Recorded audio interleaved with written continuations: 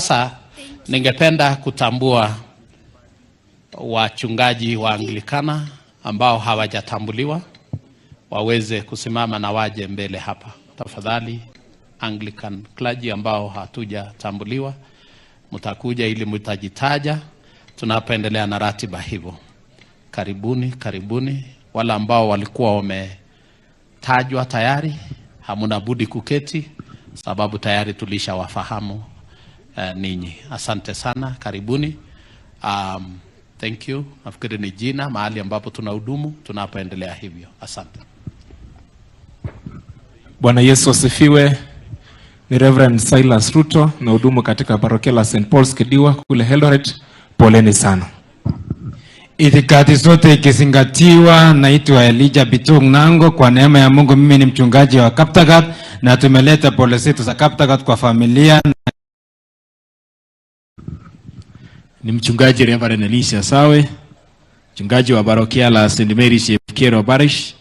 Tunaleta pole zetu kutoka parokia la Chefkiro na pia pamoja na parokia la Flax. Wacha Mungu asimame pamoja nanyi. Naitwa Reverend John Sangut na hudumu katika parokia St. Max Uruma.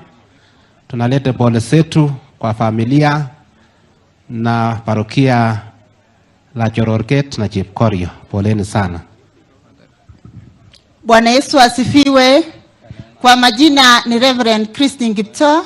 Nimeokoka, Yesu ni Bwana, ni mwokozi wa maisha yangu. Mimi na hudumu St. Margaret Kipkabos Parish na tumeleta pole zetu kama parokia letu la St. Margaret kwa familia hii ya Kelvin.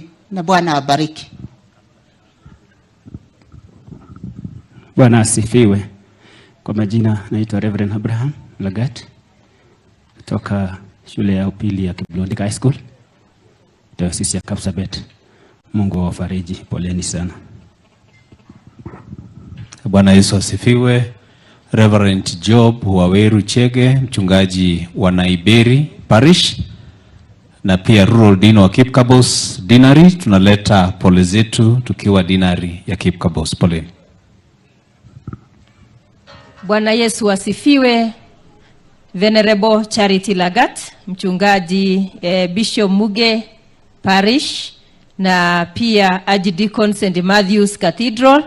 Tumeleta pole zetu za St. Matthew's